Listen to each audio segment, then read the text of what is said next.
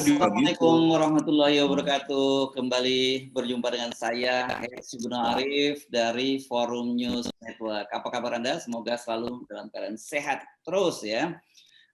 Kemarin saya diminta untuk menjadi pemandu bedah buku ini, sebuah buku baru yang ditulis oleh ini seorang kolumnis yang sangat produktif, Bung Gede Sriana. Tulisannya banyak tersebar di berbagai media nasional, di Tempo, di Jakarta Post, dan juga tentu saja di FNN. Judul bukunya itu sangat menarik. Ini judulnya yakni Keserakahan di Tengah Pandemi, Tinjauan Kritis Terhadap Kepemimpinan Otoriter dan Oligarki di Indonesia. Nah, buku ini seperti melengkapi sebuah buku lain yang juga ditulis oleh sejumlah pengamat internasional yang diterbitkan di Asian National University Australia. Jadi ada tulisan dari yang juga tersebar di Indonesia sekarang. Jadi ini tulisan ini saling melengkapi. Saya akan mengajak Anda untuk ngobrol dengan penulisnya, Bung Gede Sriana. Assalamualaikum, Bung Gede Sriana. Waalaikumsalam, Bung Ersu. Ya, ini menarik ini judulnya buku Anda ini. Kenapa Anda sampai pada kesimpulan seperti itu? Ya, begini. Jadi sebenarnya buku ini kan merupakan cara saya membagi rasa duka ya dan keprihatinan yang mendalam gitu ya terhadap warga Indonesia ya, masyarakat kita sendiri yang menjadi korban COVID ya, korban pada kesehatannya, kehidupan ekonominya, ya sampai yang kehilangan nyawa ya, terutama kepada para tenaga kesehatan yang tanpa pamrih telah berjibaku di front terdepan nih ya, para nakes nih untuk menghadapi pandemi sekaligus juga menyelamatkan banyak nyawa orang gitu ya. Nah, tapi di satu sisi kita melihat banyak dari para pejabat kita justru yang ikut menjadi bagian dari oligarki yang memanfaatkan krisis ini untuk keuntungannya sendiri gitu loh. Nah ini yang bikin saya miris gitu loh. Makanya kenapa saya ingin, udahlah saya bikin buku ini deh. Ini nggak benar nih cara pemerintah mengatasi krisis gini gitu loh. Kalau di negara lain aja misalnya katakanlah ada Menteri Kesehatan Inggris ya, hanya melanggar prokes saja dia sampai mundur bro. Ya. Nah, Trump melanggar prokes didenda gitu loh. Jadi begitu besarnya pengaruh moral gitu ya terhadap pejabat-pejabat di saat krisis ini, tapi sebaliknya dipertontonkan di pejabat kita gitu. Ini malah ikut bisnis PCR, bisnis obat gitu loh. Ya ini yang maksud saya, inilah sebenarnya esensi dari persoalan yang kita hadapi sekarang gitu loh. Oke, kalau soal denda terhadap pelanggaran prokes kita lebih ketat loh. Ada yang Habib Rizik Syihab sampai di vonis penjara itu. Ya, tapi bukan ke pejabat, ke masyarakat. Ini presiden didenda, coba. Trump didenda, ya. Belum di negara-negara lain tuh saya baca banyak itu. Nah, Jokowi keramaian di daerah siapa yang denda? Ada nggak Jokowi didenda? Gitu loh. Nah, jadi ini sebentar sebelum masuk ke materi sedikit cerita tentang buku ini sendiri. Buku ini sendiri kan biasanya Anda penulis ya, banyak sekali Anda menulis artikel-artikel. Jadi ini buku utuh ya, bukan buku kumpulan opini Anda ya. Ya, ini bukan, menarik. Khusus. Ya. Jadi ini memang khusus mengamati COVID ya dari awal bagaimana pemerintah ya atau Jokowi merespon COVID pertama kali datang hingga dampak jangka panjangnya ya termasuk di situ persoalan hutang yang menjadi hutang tambahan yang dibikin selama COVID, kemudian dampak terhadap pendidikan karena pendidikan dengan jarak jauh juga kualitasnya turun, di situ juga risiko stunting, ada risiko ini ancaman the lost generation kepada generasi kita yang mungkin baru kelihatan 10 atau 20 tahun lagi gitu loh. karena kekurangan gizi, pendidikannya juga kualitasnya menurun. Nah, ini kan pengaruh ke kualitas SDM nantinya gitu. Nah, jadi kemudian dampaknya paling parah adalah terhadap demokrasi. Ini saya melihat demokrasi mati di tengah pandemi gitu loh. Jadi artinya di sini dibuat utuh dari awal sampai dampak-dampak yang ada dalam perjalanan demokrasi selama 2 tahun pandemi ini seperti apa gitu loh. Jadi memang ini bukan kumpulan tulisan gitu, tapi memang utuh lah. Pemikiran utuh ya dari Anda. Berapa lama ini Anda? Pemikiran utuh, Ya. tapi artinya kita tidak membicarakan dari sisi kesehatannya, ya, karena itu saya bukan epidemiolog, tapi saya lihat dari sisi ekonomi, ya ekonomi juga saya melihat lebih kepada faktor keadilan ekonominya, misalnya ketimpangannya selama pandemi ini ternyata meningkat, kemiskinannya bertambah jumlah orang yang ini, pengangguran juga meningkat gitu. Tapi di satu sisi justru banyak orang kaya dan super kaya yang bertambah gitu loh. Termasuk misalnya harta pejabat dilaporkan ya menurut KPK selama pandemi laporan ininya hartanya malah meningkat gitu loh. Nah, ini satu kondisi-kondisi ironi sebenarnya itu loh di situ. Ya. Ya, kok ironi dan paradok ya gitu di satu sisi. Ya. Ini kayak jadi kita ingat lagunya Bang Haji Omah Irama ya, yang kaya makin Ya, kaya, yang miskin makin miskin. Itu benar pas banget untuk menggambarkan itu ya. pas banget, pas Ya, banget. ya. Tapi juga harus diingat di sini bahwa kondisi ekonomi, kondisi korupsi, kemudian demokrasi sebelum pandemi itu juga trennya sudah memburuk gitu loh. Jadi tidak bisa bilang wah ekonomi kita hancur karena pandemi, ya enggak juga gitu loh. Karena kondisi ekonomi ya soal utangnya, soal pertumbuhannya stagnan di 5 tahun pemerintahan Jokowi gitu loh. Tingkat kemiskinannya juga sudah kalau kita bandingkan dengan ASEAN itu ya kita termasuk yang terburuk gitu loh. Pengangguran kita sebelum pandemi aja levelnya itu dengan Filipina. Tingkat pengangguran ya, bukan jumlahnya. Tingkat pengangguran kita itu dibandingin dengan Singapura, Malaysia, Thailand, Filipina ya kita setaranya sama Filipina gitu. Jadi memang basisnya sebelum pandemi udah buruk gitu. Jadi Nah, kalau gitu semakin buruk karena ya itu tadi ya di pandemi ini ada oligarki justru yang mempertontonkan keserakahannya di tengah orang lain menderita. Oke. Jadi sebenarnya justru buat mereka kalau bagi publik ini penderita, bagi mereka pandemi ini justru pesta pora begitu. Bukan artinya gini, ini menjadi kesempatan gitu loh. Misalnya beginilah, kalau dalam bencana alam, misalnya ya, ini contoh, ketika orang pada mengungsi, dievakuasi, rumah kosong, nah rumah kosong ini malah dicolongin gitu loh. Nah ini kira-kira begitulah kalau bencana alam. Nah ini juga begitu, ketika orang butuh masker, ya maskernya harganya melambung gitu loh kan. Jadi sedangkan pemain-pemain obat itu kan sebenarnya gampang diketahui gitu. Karena orangnya itu juga pemain lama.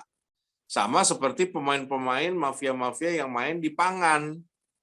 Gitu loh. Orangnya itu aja yang mengendalikan harga terigu, yang mengendalikan harga beras.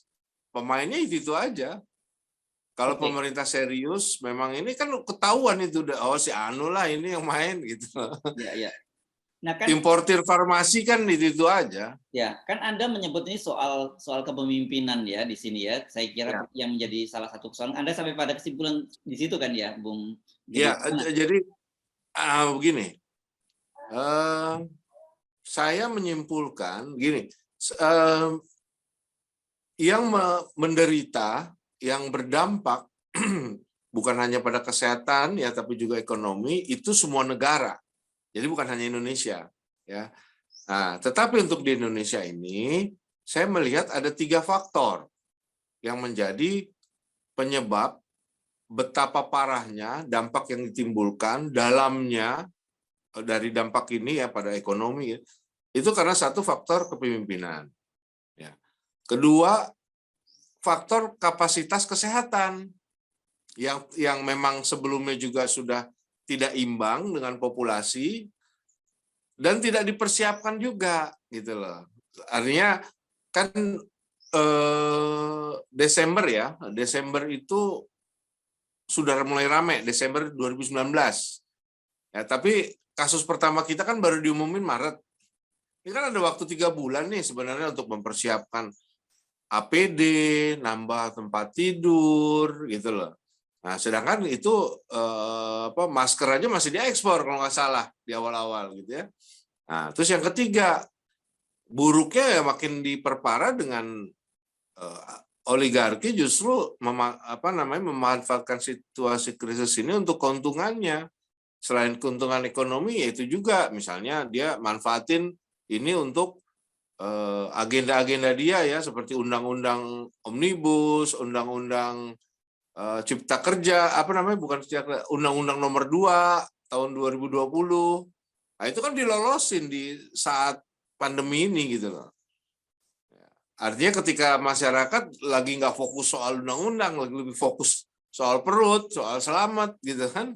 Ya, dan soal ini konsolidasi kekuasaan karena DPR praktis semua peran-peranannya diambil alih oleh pemerintah, tidak ada kontrol DPR kan. Jadi selain konsolidasi, selain masalah ekonomi juga konsolidasi kekuasaan sehingga pemerintah begitu sangat powerful kan sekarang ini.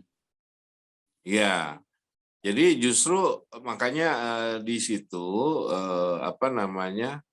di matinya demokrasi itu saya sebutkan juga. Jadi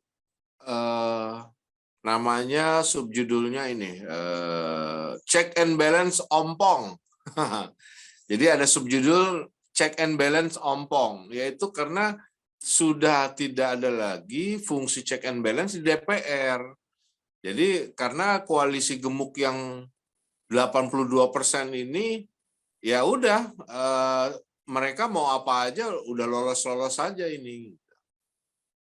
Nah, tapi di situ juga saya ini bahwa masyarakat tidak diam, jadi masyarakat ada perlawanan terhadap oligarki, perlawanan konstitusional. Saya sebut di situ misalnya uji MK gitu, itu perlawanan gitu ya. Mural mahasiswa, pedagang-pedagang mengibarkan bendera putih, ya, terus ada yang melaporkan pejabat bisnis PCR gitu ya, Prodem, itu saya masukkan semua di situ di bagian perlawanan rakyat, perlawanan konstitusional rakyat melawan oligarki. Itu saya sebutkan. Oke, ini jadi semacam setidaknya dokumentasi dari pandemi, dampak pandemi di Indonesia ya. Nah, oke, dari buku Anda itu, kira-kira kalau ini terjadi terus-menerus, analisis Anda apa yang akan terjadi dengan bangsa Indonesia ini, dan nanti tentu saja kita bicara bagaimana kita mesti menyikapinya. Saya melihat gini, kalau saya dilihat dari dampaknya ya, itu seakan-akan tuh ini menjadi bagian suram ya dari masa depan Indonesia, kelihatan gitu. Tetapi sesungguhnya bayangan suram itu dapat dihindari jika rakyat Indonesia mampu mengkondisikan prasyarat-prasyarat yang diperlukan untuk melewati krisis pandemi ini dengan kerusukan seminimal mungkin ya, dan punya rasa optimis yang besar untuk menjalani kehidupan selanjutnya gitu ya pasca pandemi. Nah, prasyarat itu apa? Yaitu dengan kepemimpinan nasional yang sungguh-sungguh mikirin rakyat lah gitu loh. Dan tidak nyerahin masa depan ini kepada oligarki. Nah, Bung Hersu udah tahu lah maksudnya dengan kepemimpinannya seperti itu gitu loh. Karena menurut saya prasyarat itu tidak dapat diharapkan dari kepemimpinan yang hari ini. Gitu. Jadi bayangan saya kalau misalnya dengan situasi seperti ini terus ya, berat dalam hal ekonomi aja. Beban utang ini sebenarnya udah berat. Kenapa? Jadi orang itu ya mungkin masyarakat atau mungkin pemerintah juga nganggap bahwa utang itu saya masih aman, terhadap PDB masih rendah gitu ya. Tapi kan utang itu tidak semata-mata didasarin rasionya terhadap PDB. Jepang jauh lebih tinggi dari Indonesia. Singapura aja lebih tinggi dari Indonesia. Tapi kenapa dia tenang, aman? Itu sebenarnya sama seperti kayak kita ngutang lah, beli motor, orang pakai kartu kredit. Itu kan dibatasin 30% dari penerimaan, dari gaji. Karena setiap orang sudah punya kebutuhan yang tetap. Cicilan rumah, uang sekolah, gitu ya. Nah, ini negara juga begitu. Nah, sedangkan kita penerimaannya itu kan dari pajak, ya, itu rendah. Kedua, dari perdagangan, ekspor. Rasio ekspor kita dibandingkan dengan Malaysia, Singapura, Thailand, Vietnam, kita terendah. Jadi, maksud saya, sumber pembayaran utang kita dari pajak dan ini sangat rendah. Dan itu sudah melampaui, kalau nggak salah sudah 40% melampaui dari ketentuan IMF. Itulah kenapa BPK ini sudah mengingatkan bahwa resiko gagal bayarnya tinggi. Ya. Dan ini yang Nah, itu loh. yang kedua kalinya ya BPK ya, kan sebelumnya pada bulan. Ya, hari ini kan ngomong lagi kan. Ya itu. Jadi artinya itu. Sedangkan dalam kondisi pandemi seperti ini, daya ekonomi di dalam juga kan kelihatan, konsumsi turun, daya beli turun, penganggurannya masih tinggi. Bagaimana penerimaan pajak ini bisa naik? Ya, kecuali pemerintah. Nah, itu kembali lagi. Kenapa bisa begitu? Karena selama ini orang yang main bisnis di tambang ini ya banyak ngemplang pajak gitu. Iya. Seharusnya bisa, ya kan artinya nggak sesuai ya dengan berapa banyak yang sumber daya alam yang dieksplorasi, nggak relevan dengan jumlah pajak yang disetor ke kas negara. Ya, oke. Nah, Bung Gede, tadi Anda menyatakan bahwa harusnya, gamblangnya beginilah, kita perlu seorang pemimpin atau kepala presiden gitu yang lebih kompatibel dengan kebutuhan situasi sekarang ini ya, karena kebutuhan krisis dan demokratisasi dan sebagainya. Tapi kelihatannya harapan itu menurut saya agak berat ya. Kalau tadi Anda optimis itu nggak selalu suram ya. Tapi saya melihatnya dari sisi realitas gitu, bahwa dengan sistem presidensial threshold 20% dan kemudian penguasaan dengan struktur partai politik kita yang sangat tergantung pada cukong, saya kira ini bagaimanapun juga para oligarki ini kan makin terus berusaha mencari figur-figur yang bisa tetap disetir oleh dia, dan tanda-tanda itu sudah kelihatan kan. Iya. Ya memang begini, artinya negeri ini sebenarnya sudah ada di dalam cengkraman oligarki ya. Jadi kalau saya melihat ke belakang lagi sedikit, kesalahannya ya dari euforia reformasi 98. Tidak ada yang mengontrol kritis sehingga setahap demi setahap ya oligarki semakin kuat mencengkram ya, mulai dari amandemen, mengatur sistem politik, sistem pemilu. Nah, sehingga di situ akhirnya yang berkuasa adalah uang ya, bukan kedaulatan rakyat, tapi uang. Tidak semua orang bisa mengakses politik, ya kan banyak orang yang pintar, yang punya leadership, gitu. Tapi karena dia tidak punya uang, dia tidak bisa terjun. Nah, ini generasi ke depan juga begitu. Akhirnya orang udah nggak peduli politik, buat apalah, gue nggak punya duit, gitu loh. Nah, jadi yang diisi justru oleh orang yang sudah mapan secara ekonomi, tapi tidak matang secara politik, ya. tidak punya track record dulunya seperti apa, tidak punya satu dialektika dengan masyarakat ya. Dalam track record itu kan kalau orang lama misalnya dari mahasiswa dia udah terjun aksi itu kan ada dialektika nih dengan masyarakat gitu. Lebih peka, lebih respon gitu. Nah, ini diisi oleh orang yang bukan seperti itu. Gitu. Jadi akhirnya ya sudah orang-orang yang ini nggak peduli juga akhirnya gitu. Dia udah tinggalin aja, gue bisnis aja lah buat hidup. Jadi saya pikir ya resiko itu bisa saja terjadi ya, tapi kembali lagi kan perjalanan sejarah itu kan juga hukum alam, sunatullah. Kita Ya. juga nggak tahu Ya, kekuatan ya. besar apa gitu Ya. kan. Oke, tapi kalau kalkulasi saat ini gitu ya, dengan Ya, berkali-kali judicial review yang ditolak, kalau nggak salah, saya ingat saya ada berapa? Ada 25 judicial review ya berkaitan dengan presidensial threshold ini, dan semua juga ya, ditolak oleh Mahkamah Konstitusi, dan kemudian juga kita lihat kekuatan-kekuatan politik ya permainannya juga masih itu saja. Ini ya, perlu effort yang lebih keras untuk melakukan perubahan itu yang seperti Anda harap ya sebut tadi Mas ya, harapan lah gitu. Apa ya. rekomendasi Anda?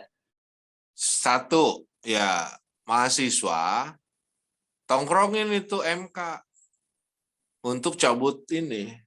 Karena udah nggak bisa lagi ngarepin dari DPR.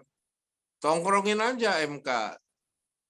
Misalnya tiap hari ditongkrongin aja mahasiswa. Ajukan lagi judicial review, tongkrongin. Karena begini, MK kan juga kan manusia. Artinya itu dia bukan mesin kan. Gitu. Ada manusia yang punya hati nurani juga di situ. Dan kalau ngelihat ini kan putusan MK kan juga bergantung nanti pada hakimnya siapa yang saat itu. Ya buktinya yang omnibus yang jelas-jelas sudah kepentingan oligarki ada di situ kok bisa dilawan. Artinya kembali lagi ke manusianya. Saya kira dengan komposisi-komposisi yang berubah dari hakim-hakim ini membuka peluang untuk kepentingan rakyat menang di situ. Ya, komposisi ini kan nggak selas dan kita kan akan bisa juga mencatat di situ dissenting opinionnya siapa hakim-hakim yang ini gitu loh, yang masih pro oligarki kan kelihatan. Nah, tapi itu kan satu hal, Bung Gede ya. Tetapi hal lain, Iya, katakanlah lolos misalnya sekarang presidensial threshold 20%. Kita ingatkan pernyataan Pak Gatot Nurmantio bahwa untuk nyapres itu perlu setidaknya 9 triliun. Nah, lagi-lagi kalau sistem pemilunya pilpresnya seperti sekarang, pemilu seperti sekarang, ya mereka-mereka yang punya duit yang akan bisa mengatur ini, dan mereka yang punya duit itu kita tahu siapa-siapa saja ya orang-orang itu juga. iya. Makanya ini kan sistem pemilu ini sudah dibajak, ya, sudah meninggalkan nilai-nilai demokrasi itu sendiri. Yang inilah yang disebut sebagai demokrasi prosedural, demokrasi yang semu, hanya cangkangnya aja. Nah, ini menurut saya antara biaya politik tinggi dengan threshold ini saling berkaitan. Karena ada threshold, muncullah mahar. Nah, inilah yang menyebabkan biaya politiknya menjadi tinggi. Ya. Kalau tidak ada threshold, kan tidak ada partai yang ini yang minta mahar gitu loh. Jadi mungkin calon akan lebih paling dia hanya memikirkan biaya untuk kampanye. Tapi bukan biaya maharnya. Yang paling gede kan justru biaya maharnya gitu. Oke. Karena saya pikir begini ya, ini kan di dalam ini agak menyimpang tapi berhubungan. Di dalam buku ini saya menghadirkan teori oligarki ya dari Thomas Ferguson. Nah, kenapa saya pakai itu? Karena kalau umumnya di Indonesia itu kan referensinya Jeffrey Winter. Ya. Nah, di sini saya menghadirkan yang beda untuk menambah referensi pembaca juga gitu. Oh, ada ternyata. Tapi menurut saya ini lebih kena karena perspektif teori Ferguson ini dari partai politik. Jadi oligarki yang muncul ini karena relasinya dengan partai politik gitu loh.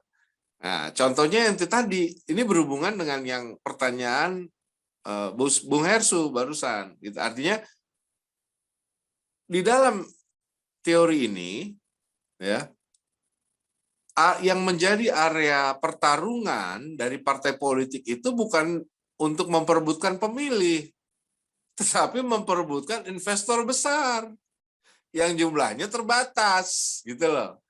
Jadi dia nggak peduli ininya, rakyat nanti akan ngikutin sendiri, gitu loh. Tapi yang dia perebutin dulu ada investor besarnya, grup bisnis ini dukung siapa, grup ini, itu dulu yang diperebutkan, dan itu relevan dengan Indonesia, gitu. Jadi, dan dia tidak peduli, ya, dalam perspektif partai, dia tidak peduli ketika dia memilih investor besar ini mendapat perlawanan, bukan perlawanan, apa namanya, pemilih itu tidak mendukung, gitu ya. Misalnya partai ini ternyata dibiayai oleh grup bisnis ini, gitu ya. Dia nggak peduli, karena buat dia begini, nggak ada gunanya juga, ya. Kalau misalnya saya nggak ada gunanya juga kalau partai politik tidak bisa mengkomunikasikan ide-ide gagasannya kepada pemilih kalau dia tidak bisa membiayai kampanyenya juga, gitu loh. Jadi ya udah nggak peduli, gitu. Ya, jadi Nah, banyak ini hal cocok. ya, catatan-catatan kita banyak hal sekali ya. Selain tadi Anda sebut, kita harus kembali mundur ke belakang melihat bagaimana kesalahan-kesalahan reformasi yang mesti kita perbaiki sekarang ya, karena dampaknya tanpa kita sadari kalau dulu itu oligarki atau pengusaha ini dikontrol oleh penguasa, sekarang justru terbalik kan, penguasa dikontrol oleh pengusaha. Itu yang terjadi sekarang ya. Iya, jadi saya ngelihat begini, Bung Hersu, hubungan atau relasi bisnis politik itu bukan sesuatu yang haram, ya. Di Amerika juga banyak begitu biasa, dan itu dikenal dengan nama lobby, ya. Tapi transparan, cost-nya juga ada standarisasi. Regulasinya jelas, ya. Regulasinya jelas, publik juga jelas. Dan yang dicari adalah mereka punya kepentingan terhadap informasi bisnis, ya. Ingat, informasi bisnis misalnya gini, suku bunga Fed kira-kira gimana? Harga jagung yang diputusin pemerintah berapa? Jadi itu jelas harga. Di Indonesia terbalik, lebih parah lagi, dan ini menurut saya ini ya yang tidak diamati oleh Ferguson karena nggak ada di Amerika, gitu loh. Di kita investor besar ini tidak cukup dengan memberikan uangnya aja, dia juga harus terjun langsung masuk kabinet, gitu loh. Anaknya jadi staf sus, jadi wamen, gitu loh. Duta besar ya sekarang ya, banyak iya, sekali kan, ya. Iya, jadi dia tampil jadi ketua umum partai, gitu loh. Iya. Nah, lebih parah. Terus kedua, dia hidup dari kebijakan, dari konsesi. Jadi bukan informasi, dia memang mau dapat aja penunjukan langsung, konsesi. Jadi ya lewat ini orang harus pakai PCR di berbahaya, gitulah. Jadi ini dia nih istilahnya perente kebijakan, gitu loh. Ya. Hidupnya dari situ. Ya. Nah, sedangkan mereka dalam bisnis nggak bangun manufaktur. Mereka hanya ya itu aja perente. Ya. Jadi tidak bangun faktur. Makanya kalau bisa dibilang ada nggak yang ya kalaupun ada paling berapa bisa dihitung yang bukan jago kandang. Seperti misalnya pengusaha Malaysia yang udah bisa invest di mana-mana, gitu loh, bertarung di pasar global. Kita ada nggak yang begitu? Karena kita semua jago kandang. Ya. Karena kita masyarakatnya dari sisi permintaan jumlah penduduk ini udah besar. Iya. Udah kaya raya, istilahnya jualan permen aja udahlah, nggak usah diekspor. Di sini aja yang beli juga udah banyak. Ya. Oke. Gitu. Ini saya kira memang menjadi studi kasus, studi politik yang sangat menarik, karena itu saya tadi sebut juga banyak sekali para ilmuwan luar negeri yang mengamati dengan serius Indonesia ini. Dan saya kira buku Anda ini kita harapkan juga menjadi salah satu kontribusi yang positif buat perkembangan ekonomi dan politik kita ke depan. Ya, Bung Gede, ini bukunya sudah bisa ditemukan di toko-toko buku atau bagaimana cara mendapatkan buku Anda ini? Ini sementara pakai online, itu Online. ada pre-ordernya. Oke, terima kasih Bung Gede Siriana Yusuf atas perbincangan kita. Bagi Anda yang mau pre-order ini nomor teleponnya saya cantumkan di bawah ini ya. Ini nanti Anda bisa pre-order, dan juga soal harganya gimana? Belum ditentukan ya. Nanti lewat pre-order itu bisa Ya, itu yang nerbitin itu kan pre-order tuh. ya, okay. Pre-ordernya penerbit, nanti tinggal kontak dia ke situ, nanti dikasih tahu ongkirnya, kan dia ngasih alamat juga. Jadi ongkirnya berapa sama harga bukunya berapa. Ongkos cetak lah itu sebenarnya. Ya, pengganti ongkos. Ya. Terima kasih banyak Bung Gede. Assalamualaikum warahmatullahi wabarakatuh. Terima kasih. Waalaikumsalam warahmatullahi wabarakatuh.